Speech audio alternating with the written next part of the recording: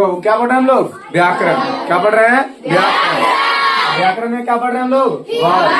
क्या पढ़ रहे हैं? वर्ग। तो हिंदी व्याकरण में हम लोग लिपि पढ़ लिए थे ना। अभी क्या पढ़ेंगे?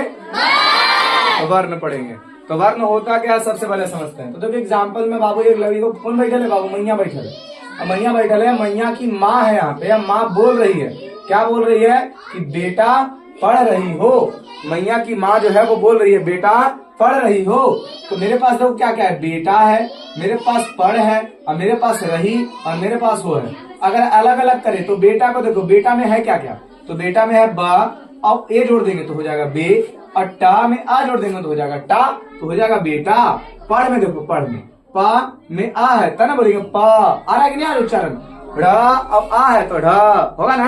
उस तरीके से रही को चेक करते हैं। तो रा, और उसमें कुछ रा, आ का उच्चारण आ रहा है कि नहीं आ रहा? तो रा, और उसमें जुटल है आ, तो रा। और उसके बाद ही, तो हा में कुछ जुटल है ई, तो ही हो गया। ठीक है, उसी तरीके से हो, हा में कुछ जुटल है ओ, तो हो जाएगा हो। तो बताए यहाँ पर अगर थोड़ा थोड़ा टुकड़ा करके देखे, एक एक को निकाल करके देखे, तो देखो मेरे पास क्या है। यहाँ पर आया बा ए टा अ। ये जो छोटा छोटा रूप लिखे, छोटा छोटा रूप लिखे, जैसे कहने का मतलब बेटा, बेटा क्या है? मिलाकर बने लगे, उसको अलग अलग कर देंगे तो क्या कहलाएगा वो? बा ए फिर टा आ। तो इसमें बा क्या है? हमारा वर्ण है। ए क्या हमारा? वर्ण है। टा भी हमारा वर्ण है, और आ भी हमारा क्या है? वर्ण है। कहने का मतलब बेटा है जो बहुत बड़ा रूप है, और उसको छोटा छोटा कर दिए तो हमारा वर्ण हो गया। तो वर्ण जो है भाषा की सबसे छोटी इकाई है। बेटा क्या है? तो हम लोग जैसे हम बात कर रहे हैं बाबू कलम, तो हम बोले तो मेरे मुख से निकला ध्वनि, निकला ना ध्वनि। अब कैसा ध्वनि निकला सर? कलम बोल दिए। क्या बोले हम? कलम। अब कलम को हम तोड़ेंगे तो का, उसमें आ, फिर ला, फिर आ, फिर मा, फिर आ, आएगा कि नहीं आएगा? तो इस तरीके से ध्वनियां निकलती हैं। अगर हम ध्वनि को छोटा छोटा टुकड़ा करेंगे तो सबसे छोटा टुकड़ा क्या कहलाएगा तुम्हारा? वर्ण कहलाएगा। तो वर्ण है क्या? तो भाषा की ध्वनि की सबसे छोटी इकाई को हम वर्ण कहते हैं। भाषा या ध्वनि के सबसे छोटी इकाई को क्या कहते हैं? वर्ण। याद रहेगा ना?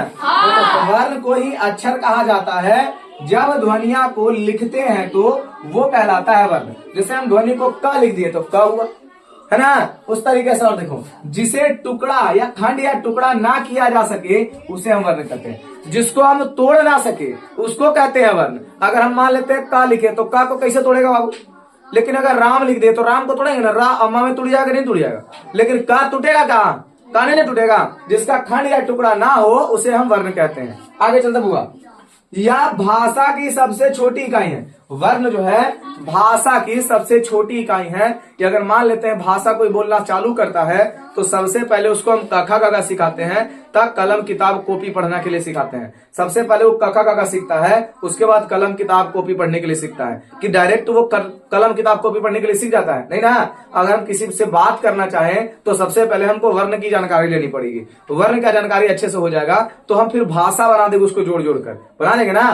तो भाषा की सबसे छोटी इकाई को क्या कहते हैं? वर्ण कहते हैं। ठीक है, भाषा। क्वेश्चन आएगा बाबू कि भाषा की सबसे छोटी इकाई को क्या कहते हैं? वर्ण। जिसको खंड या टुकड़ा ना करे उसे क्या कहते हैं? वर्ण। नहीं है कंठ में आवाज उसको क्या कहेंगे? गूंग कहेंगे ना। वर्णमाला, वर्णों के मेल को हम कहेंगे वर्णमाला। वर्णों के मेल को क्या कहेंगे? वर्णमाला होता क्या? वो जैसे मान लेते हैं फूल, फूल को अगर हम फूल को हमारे एक जगह इकट्ठा कर दे, उसको गूंथ दे तो फूल की माला हो जाएगी। तो वर्ण को अगर एक जगह कर दे तो वर्ण की माला हो जाएगा। तो वर्णों के मेल को वर्णमाला कहते हैं। वर्णों के मेल को क्या कहते हैं? तो वर्ण को मेल को वर्णमाला कहेंगे। तो वर्ण होता के प्रकार का पूछ दिया तो के प्रकार का बोलोगे? सबसे पहला हो जाएगा स्वर वर्ण। कैसा वर्ण हो जाएगा? उसके बाद हो जाएगा अयोग्य वर्ण। कैसा हो जाएगा? उसके बाद हो जाएगा व्यंजन वर्ण। कैसा वर्ण हो जाएगा? बोलेगा बाबू स्वर वर्ण में आता क्या? तो आ ई ये सब क्या है? स्वर वर्ण। संख्या पूछेगा तो इसकी टोटल संख्याएं कितनी है सर? अयोग्य वर्ण कितने होते हैं सर?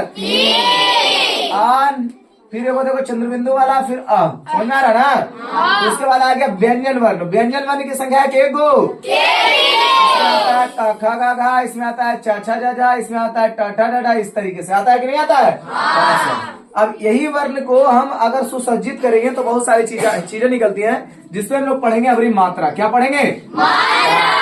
अब देखो मात्रा में क्या है। मात्रा क्या है ना, किसी व्यंजन के अगर आगे लगे तो कोई परिवर्तन नहीं। अगर हम का के आगे लगा देंगे किसी को, कोई भी, जैसे मान लो व्यंजन के आगे हम स्वर को लगा देंगे तो कोई परिवर्तन नहीं होगा, लेकिन वही व्यंजन के पीछे अगर स्वर को लगा देंगे तो परिवर्तन हो जाएगा। अब हम चेक करते हैं सर, स्वर में कहने का मतलब आ आई, व्यंजन कहने का मतलब सर का खा गा। अगर का के आगे हम ई लगा दे तो बताओ ये क्या कहलाएगा? इसके रूप में कोई परिवर्तन हुआ है का? हम अभी भी इसको ई के लिखेंगे कि नहीं लिखेंगे? इसको और कुछ लिख सकते हैं का? नहीं। लेकिन अगर मान लेते हैं का के आगे ना लगाकर हम का के पीछे लगा दिए तो ये जगह की हो जाएगा, नहीं हो जाएगा? तो बताओ व्यंजन में परिवर्तन होगा, रूप बदल गया कि नहीं बदल गया? जैसे कहने का मतलब है कि यहाँ पर देखो, यहाँ पर पहले इसको हम रखे थे तो इससे कोई दिक्कत नहीं हुआ, लेकिन जब इसके पीछे लगा दिया तो क्या हो गया? दिक्कत हो गया, उसका रूप बदल गया। उसका क्या हो गया? रूप बदल गया। यानी जबरदस्ती वाला कहानी हो गया ना। आगे रखे तो कोई परिवर्तन नहीं है, पीछे रखे तो परिवर्तन हो गया। तो कहने का मतलब मात्रा किसको कहेंगे? तो किसी व्यंजन के पीछे अगर कोई स्वर को लगाते हैं, किसको लगाते हैं? स्वर को लगाते हैं, तो व्यंजन का रूप बदल जाता है, और वही बदले रूप को ही क्या कहते हैं? मात्रा कहते हैं। जो रूप बदलता है, जिसके कारण रूप बदल जाता है, वही मात्रा कहलाता है। जैसे कहने का मतलब है का के हम पीछे लगा दिए ई तो की बन गया, और की में ही जो हमारा ई लगा था वही क्या है? हमारा मात्रा। जैसे हम का के आगे हम ई, का के पीछे हम की लगा दिए, का के हम पीछे ई लगा दिए तो बन गया की, और यहाँ पर जो ये चीजें कहलाएगी वो क्या कहलाएगी? मात्रा। जो रूप बदल रहा है, जिसके कारण हमारा व्यंजन का रूप बदल गया है, वही मात्रा कहलाएगी। ठीक है, आगे चलते हैं। का के आगे हम का के पीछे अगर ए लगा दिए, का के पीछे अगर ए लगा दिए तो बन गया के, और के जिसके कारण रूप बदला है वही हमारा क्या है? मात्रा है। फिर हमारा खा के आगे हम ए लगा दिए तो बन गया खे, और यही हमारा क्या कहलाएगा? मात्रा। गा के आगे हम ए लगा दिए तो बन गया गे, तो यही हमारा क्या होगा? मात्रा। यहाँ पर ए था, गे नहीं था, ए नहीं था, ए था, ये भी ए था, तो खे गए है ना। घा के आगे हम लगा दिए ओ तो बन गया घो, और यहाँ पर ओ जो है वो इसके लिए क्या है सर? मात्रा का काम कर रहा है, क्योंकि सबका रूप बदल जा रहा है। बोलो, बात समझ में आ गया? कोई दिक्कत है तो बोलेगा बाबू कि वर्ण किसे कहते हैं? वर्ण रिविजन करो। वर्ण किसे कहते हैं? जिसका हम खंड या टुकड़ा ना कर सकते। या फिर बोलेगा कि वर्ण जो है भाषा की सबसे छोटी इकाई। बोलेगा वर्णमाला किसे कहते हैं? तो क्या बोलेंगे? खड़ा हो तो रे, खड़ा, बताओ वर्णमाला किसे कहते हैं? हाँ बोलो, भूल गई, अभी तुरंत ना पढ़ाए। क्या कहते बाबू? वर्णों के समूह को, ठीक है। और इधर बताओ, वर्ण के प्रकार का होता है? कौन कौन है? पढ़ के बताओ, क्या लिखल है? हाँ, अज्ञो, अयोग्य, वाह वर्ण। बहुत बढ़िया, जाओ इधर आओ। और कौन आएगा? इधर आओ, जरा जल्दी। ये क्या लिखा है बता दो? अक्षर या वर्ण किसे कहते हैं? पढ़ो इसको। यह भाषा की सबसे छोटी इकाई है। यह भाषा की सबसे कौन इकाई है? बताओ, इसको पढ़ो, इसको। जिसे खंड या टुकड़ा न किया जाता सके उसे वर्ण कहते हैं। बहुत बढ़िया, जाओ। उसके बाद आगे आ रहे मात्राएं कौन पढ़ेगा? खड़ा हो रे, खड़ा। क्या लिखा है? बोलो इधर आओ, क्या लिखा है? मात्राएं। क्या लिखा है? आगे पढ़ो। यदि किसी व्यंजन के पीछे स्वर लगते हैं तो व्यंजन के रूप बदल जाता है, उसे मात्रा कहते हैं। बस समझ में आया?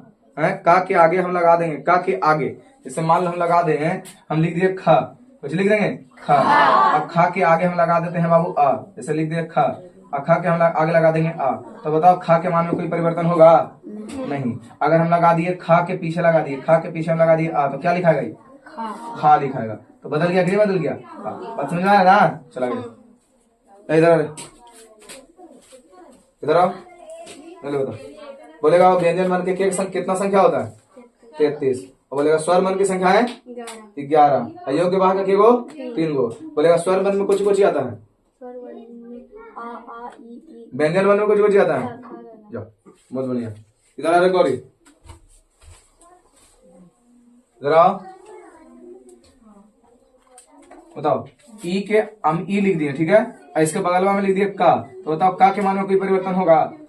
काहे परिवर्तन? अब बताओ, करने लिखेंगे तो परिवर्तन होगा, आगे लिखेंगे तो आगे तो लिखा ही है, पीछे लिखेंगे, पीछे लिखेंगे। कहाँ लिखेंगे? पीछे। तो लिख देंगे, अगर का प्लस ई कर देंगे तो क्या हो जाएगा? की हो जाएगा ना। का प्लस ई कर देंगे तो क्या हो जाएगा की। तो बताइए मात्रा बताओ, इसका रूप का रूप बदल के हो गया की, बदल गया ना। तो जब रूप जो बदल रहा है उसको क्या कहेंगे हम लोग, जो रूप बदल गया उसको क्या कहेंगे, कहेंगे ना। क्लियर हो गया सभी का ना।